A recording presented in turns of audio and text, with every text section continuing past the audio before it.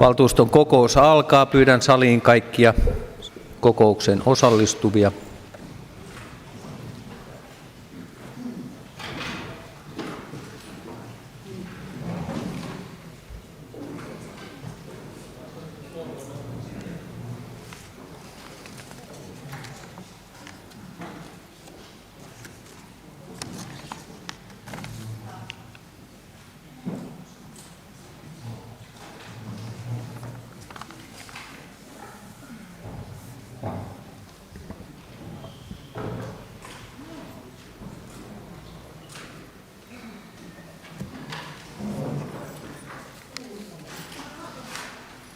Todetaan ensin kokouksen läsnäolijat.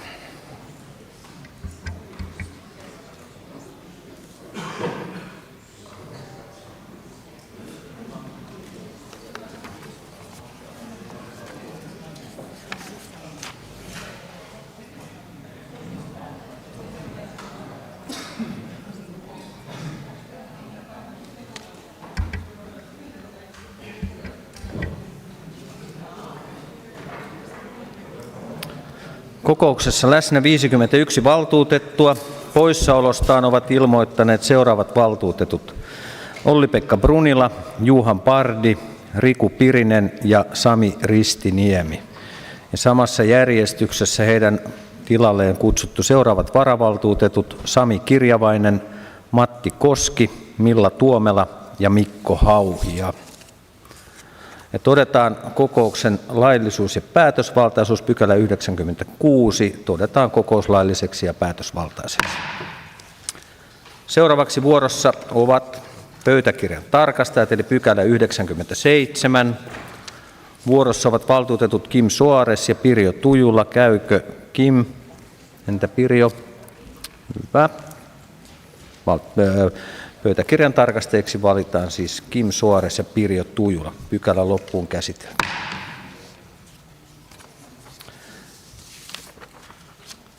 Seuraavaksi käsittelyjärjestys, pykälä 98. Avaan keskustelun. Ei pyydettyjä puheenvuoroja, joten hyväksytään käsittelyjärjestys esityslistan mukaan.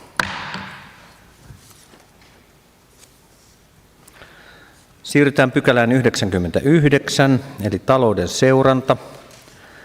30.6.23 osavuosikatsaus ja päätösesitys on sivulla 10 näissä paperilistoissa ainakin. Ja täällä on todettu liitteet: strategia- ja talouden toteutumisraportti 30.6.23. Liite 2, tytäryhtiöiden ja kuntayhtymien tavoitteiden toteutuminen 1.1.–30.6.23. Liite 3, ulkomaanmatkaraportti ajalta 1.1.–30.6.23. sekä liite 4, kaupunginhallituksen alaisten toimintojen osavuosikatsaus 30.6.23. Ja ehdotus on, että kaupunginvaltuusto merkitsee seurantaraportin 30.6.2023 liitteiden tiedoksi, ja avaan tästä keskustelun. Ensimmäinen puheenvuoropyyntö, valtuutettu Lopperi. Jukka, ole hyvä. Ymmärtääkseni tämä tulos vuodelta on varsin hyvä. Mutta tällä kaikella hyvällä me itse asiassa varaudumme tulevaan tiukkuuteen, tuleviin investointeihin. Tiukkuutta tulee, jos ja kun verotulot vähenevät ja valtionosuudet pienenevät. Kunnan tulothan perustuvat tavalla tai toisella aina verotuloihin. Ja itse kysyn, että miten saamme verotuloja lisää? Miten saamme työpaikkoja, firmoja tänne Kotkan seudulle lisää? Päivän lehdessä minusta oli hyvin rohkaiseva uutinen kotkalaisesta yritystoiminnasta. Tällaista varmaan toivomme kaikki lisää. Meille tulee siis jatkossa olla malttia siinä, kuinka näitä kunnan menoja jatkossa rakennamme, käytämme, mietimme, investoimme, teemme, vaikka nyt puolen vuoden tulos on hyvä. Ja vielä, varmaan tarvitsemme sellaista maltillista koko kunnan etua katsovaa keskustelua tulevaisuudesta, investoinneista, kuinka rahaa käytämme. Kiitos. Kiitos Jukka. Oliko tässä kysymys, jonka olisit halunnut erityisesti osoittaa jollekin? Ei ollut kysymystä. Kiitos Jukka puheenvuorosta. Seuraava puheenvuoropyyntö valtuutettu Montonen. Tiina, ole hyvä. Kiitos. Arvoisa puheenjohtaja, hyvät valtuutetut. Osavuosikatsaus sisältää taloustietojen lisäksi tietoa kaupunkimme ja tytäryhtiöidemme toiminnasta tämän vuoden alkupuoliskon ajalta. Se sisältää monta liitettä strategian ja talouden toteutumisraportista, tytäryhtiöiden ja kuntayhtymien tavoitteiden toteutumisesta, ulkomaanmatkaraportista sekä kaupunginhallituksen alaisten toimintojen osavuosikatsauksen. Hyvinvointialueiden synty aiheutti epävarmuutta kuntien talouteen. Sen aloittamisen takia kunnan verontulot ja valtionosuudet leikkaantuivat olennaisesti ja valtionosuuksien kertymä on pienentynyt. Kotkassa taloutta on seurattu tarkasti ja tehty ennakoivia toimenpiteitä myös tulevien talousarvio- ja taloussuunnitelmavuosien todennäköisten alijäämien kattamiseksi. Jos katsomme pelkästään tilinpäätöksen tulosta, voimme hurrata, koska olemme nyt tilanteessa, jossa tilikauden ennustetaan päättyvän toukokuussa vahvistetun talousarvion mukaiseen yli 16 miljoonan euron ylijäämään ja kumulatiivisen tilikauden ylijäämän yli 27 miljoonaan euroon. Tilinpäätöksen tulos ei kuitenkaan kerro kaikkea. Taloudessa on edelleen suuria epävarmuustekijöitä. Kotkalla on yli 23 miljoonaa euroa lainaa sekä mittavat investointitarpeet muun muassa uusien teollisten työpaikkojen synnyttämisen suhteen, uudisrakentamisen ja infran kunnossapidon suhteen. Energia- ja rakennuskustannusten nousu aiheuttaa lisäkuluja. Ukrainassa käytävä sota vaikuttaa erityisesti itäisen Suomen toimeentuloon. Ikävät uutiset konkursseista, lomautuksista ja Sunilan tehtaan lopettamisesta tulevat vaikuttamaan eittämättä kaupungin talouteen. Työnsä menettäviä on myös pystyttävä tukemaan monin keinoin. Osavuosikatsauksen liitteistä käy ilmi se, myös miten monipuolista kehittämistyötä Kotkassa tehdään kaikilla aloilla, ja kiitos ihan jokaiselle siitä. Henkilöstöasioista on mainittava, että kaupungin henkilöstön sairauspoissaolot vähenivät yli 2 päivällä alkuvuodesta verrattuna edelliseen vuoteen, ja on hienoa, että Kotka järjestää monipuolisesti työhyvinvointia tukevaa toimintaa. Olemme mukana myös monissa yhteistyöhankkeissa, ympäristöpuoli muun muassa valmistelevassa maakunnallista kiertotalouden Green Deal-mallia ilmastokumppanuutta korvaavana mallina ja Kymenlaakson liiton maakunnallisessa luonnon monimuotoisuutta selvittävässä Lumo-hankkeessa. Hyvää valmistelutyötä on tehty TE-palveluiden siirtämisessä valtiolta kuntien vastuulle vuoden 2025 alusta alkaen. Mutta kaikesta tässä pitää myös muistaa se, että hyvälaatuiset, ajanmukaiset palvelut ovat vetovoimatekijä kaupungille ja tuottavat hyvinvointia asukkaille. Kiitos Tiina. Seuraava puheenvuoropyyntö valtuutettu Klemola. Riitta, ole hyvä. Kiitos arvoisa puheenjohtaja ja hyvät valtuutetut ja kiitos Tiina hyvästä puheenvuorosta. Haluan ihan lyhkäisesti vielä kuitenkin palata tähän menneeseen puolivuotiskauteen. Sopeuttamistoimet tänä keväänä olivat tarpeellisia ja niiden toteuttamistapa oli niin kuin toimeksiantajan puolesta helppo, eli höylätään 3%.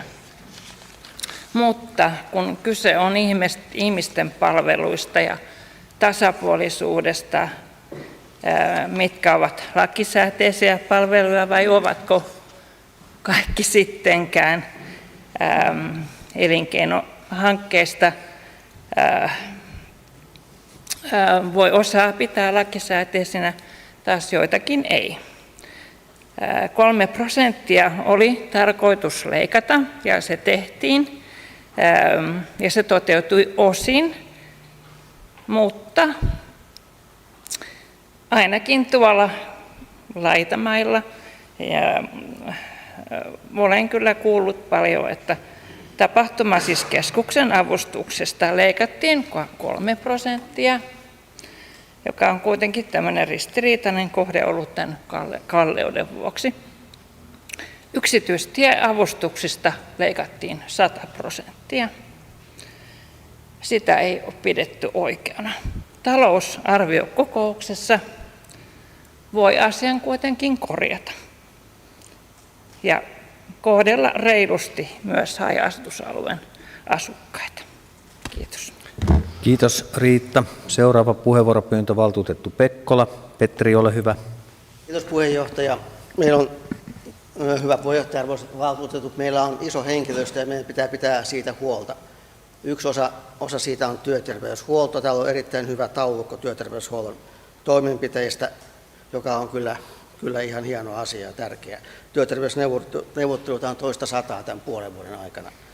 Silmiin pistää, että esimerkiksi uudelleen sijoituksia on hyvin vähän. Toisaalta sitten taas osa-aikaratkaisuja on paljon, 56, eli lisääntyvässä määrin. Se on todella harmi, että maan hallitus nyt sitten poistaa nämä osa-aikavaihtoehdot jatkossa, mutta korvaavaakin työtä 18 kappaletta. Edelleen kehotan panostamaan työterveyshuoltoon. Meillä on niin iso ja tärkeä henkilöstö, että siitä pitää huolta. Kiitos. Kiitos Petri. Ihan lyhyesti on kannettu huolta paikkakunnan tai alueen työpaikoista ja muista, ja siksi olemmekin pyytäneet puheenjohtajiston kanssa, ainakin Jukka tietää, niin Kursor tulee meille marraskuussa meidän tiedonantokokoukseen, ja toivon mukaan silloin on jo hyviä uutisia niistä asioista, mitkä tällä hetkellä on kesken ja menossa. Mutta ei enää pyydettyjä puheenvuoroja, joten kaupunginvaltuusto merkitsee seurantaraportin 30.6.23 liitteineen tiedoksi. Siirrytään pykälään 100, eli sopimus yhteisestä toimielimestä julkisten työvoimapalveluiden järjestämiseksi. Ja paperisella listalla päätösehdotus menee sivulle 157, ja tässä on liitteet yhteisestä toimielimestä työvoimapalveluiden järjestämiseksi ja suunnitelma työvoimapalveluiden järjestämisestä. Ja sen verran mainittakoon ennen kuin avaan keskustelun, että tämä asiahan on ollut myöskin yhteisesti Etelä-Kymenlaakson kuntien seutuneuvottelukunnassa, ja Sami Tikkanen on siellä myöskin käynyt tämän asian esittelemässä, ja tämä tapahtui jo keväällä.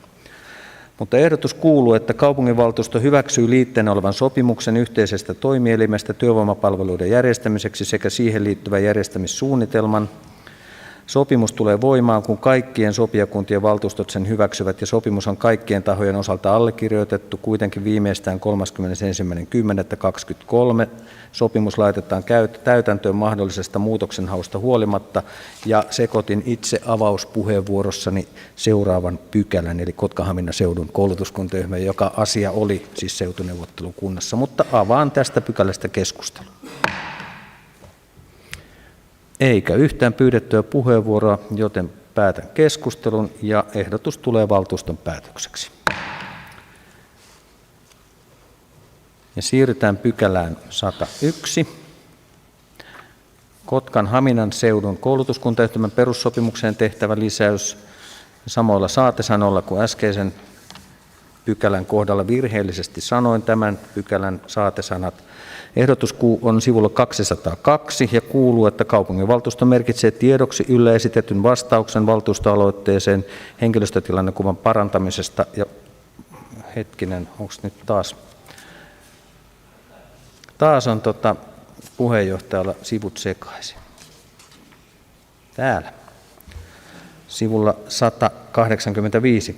Ehdotus kuuluu, että kaupunginvaltuusto hyväksyy Kotkan-Haminan seudun koulutuskuntayhtymän perussopimuksen muuttamisen siten, että perussopimuksen 3. pykälän 2. kappaleeseen lisätään kuntayhtymän tehtävänä on järjestää lisäksi työvoimakoulutusta, maahanmuuttajien kotoutumiskoulutusta sekä työllistämistä edistäviä valmennuksia, ja avaan keskustelun. Ei yhtään pyydettyä puheenvuoroa, joten tämä tulee valtuuston päätökseksi. Ja nyt siirrytään sitten pykälään 102,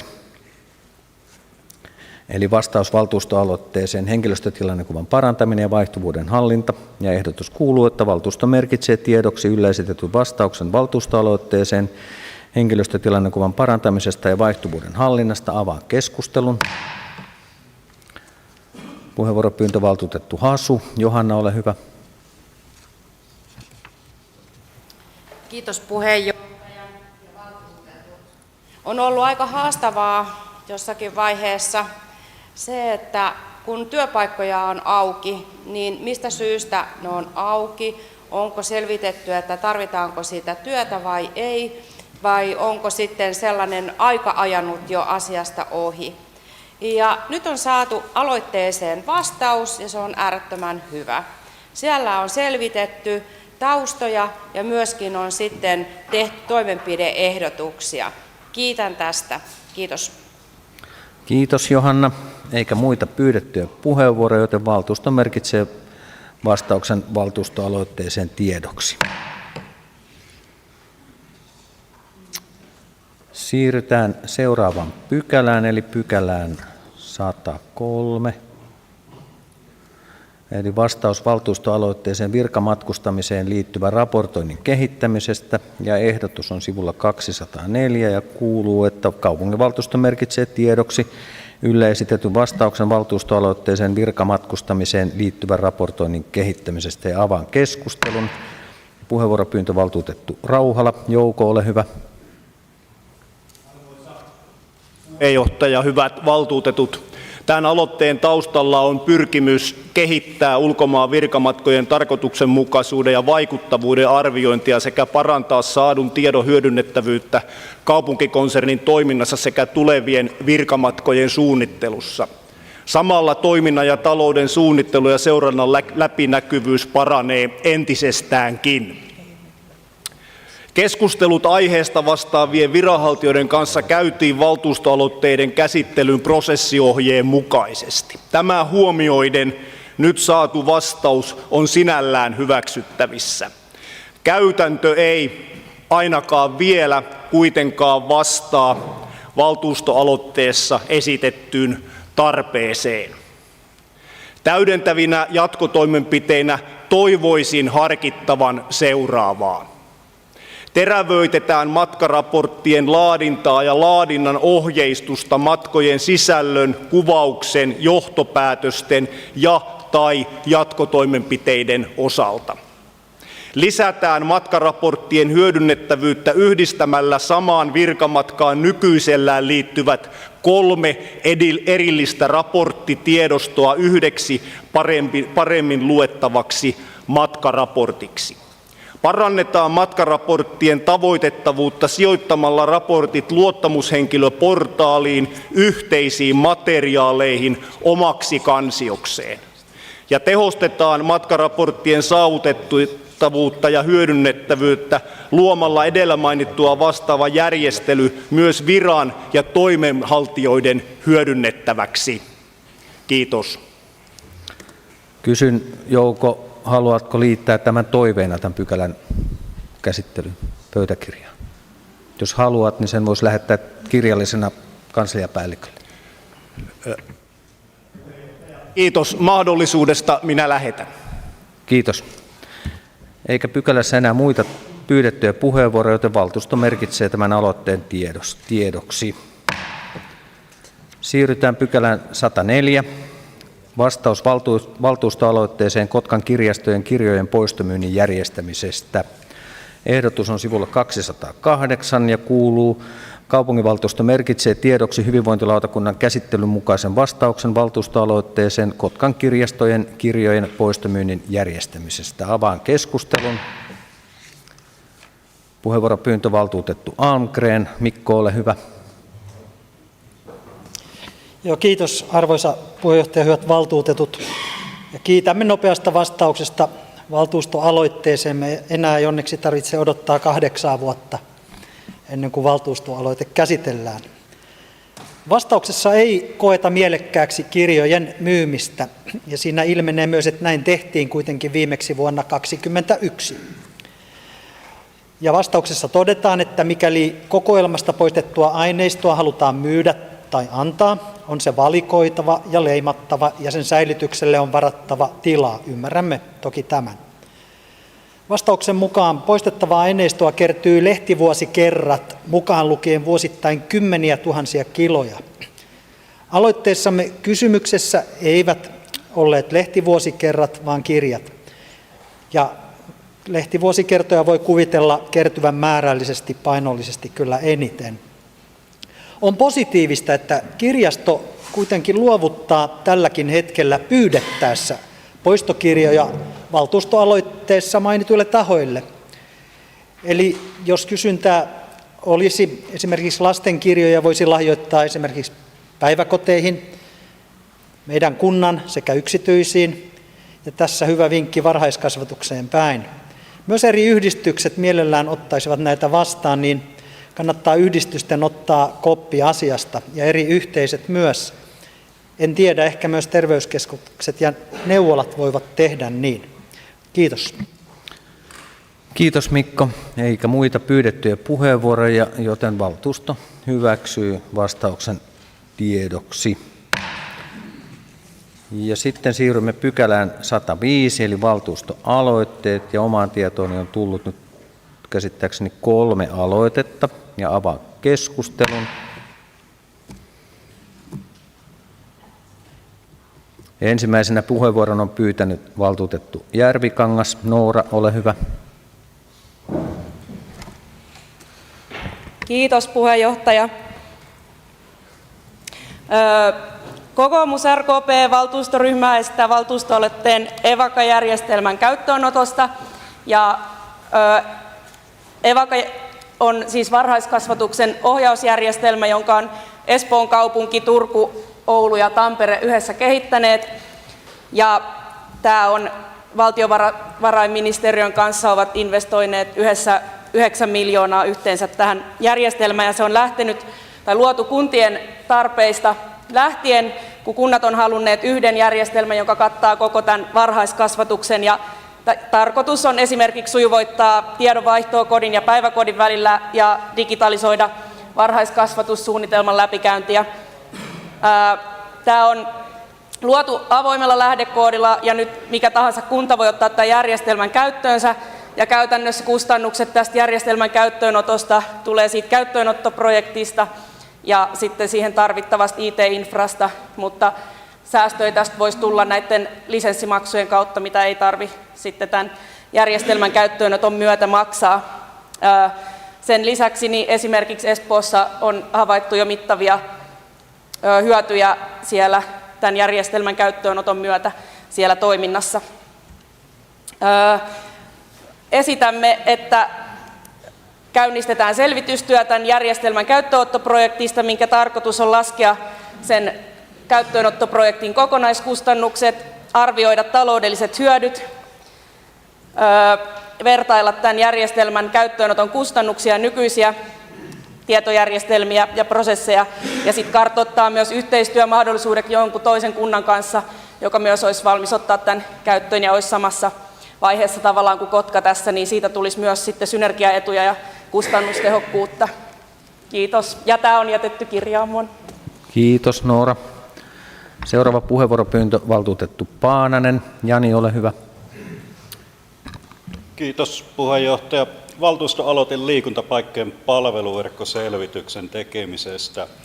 Aloitteen tarkoituksena olisi selvittää kaupungin liikuntapaikoista, niiden sijaintia, kuntoa, arvioitua investointitarvetta ynnä muuta, koska tiedossa on, että tulevaisuudessa tarvitaan investointeja ja päätöksentekoa varten olisi hyvä saada mahdollisimman paljon tietoa liikuntapaikoista. Kiitos. Kiitos Jani. Ja seuraava puheenvuoropyyntö, valtuutettu Herranen. Henri, ole hyvä. Kiitos puheenjohtaja. Aloitteessani Kotkan kaupungin tulee tarkastella nykyisten lupapalvelujen käytäntöä ja varsinkin niistä kerättäviä palvelumaksuja sekä yksinkertaistaa lupakäytäntöä kaikkien yrittämisen houkuttelevuuden lisäämiseksi. Tällä hetkellä koen, että esimerkiksi kausiluontoisille yrittäjille nämä lupapalvelumaksut ovat liian korkeita ja sitä kautta tänne ei saada minkäänlaisia kausiluontoisia pienyrittäjiä edes lyhyeksikään aikaan. Kiitos. Kiitos Henri. Ja kaikki 3 aloitetta lähetetään kaupunginhallituksen käsiteltäviksi. Ja päätän pykälän tähän ja samalla päätän myös valtuuston kokouksen. Kiitos tästä kokouksesta kaikille.